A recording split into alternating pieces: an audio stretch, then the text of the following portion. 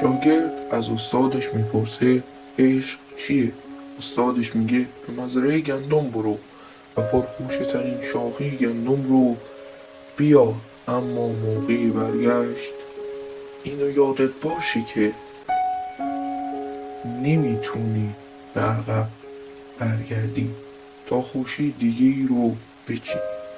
شاگرد به مزرعه گندم رفت و پس از مدت طولانی برگشت.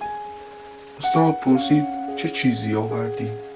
شاگرد با اصرت جواب داد هیچی، چون هرچی جلوتر میرفتم خوشه های پرپشتر میدیدم و به امید پیدا کردن بهترین خوشه گندم تا انتهای مزرعه رفتم. استاد خندید و گفت عشق یعنی همین. شاگرد دوباره از استاد پرسید پس ازدواج یعنی چه؟ استاد کمی فکر کرد و گفت به جنگل برو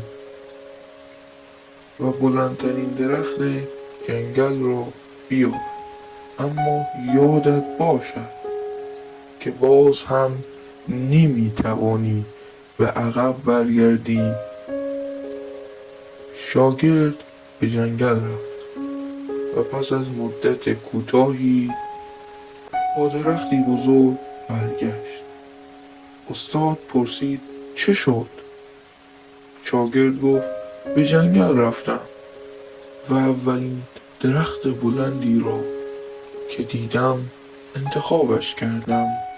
ترسیدم اگر جلو بروم باز هم دست خالی برگردم. استادش خندید و گفت ازدواج هم یعنی همین، و بهتر بگم این است فرق عشق و ازدواج.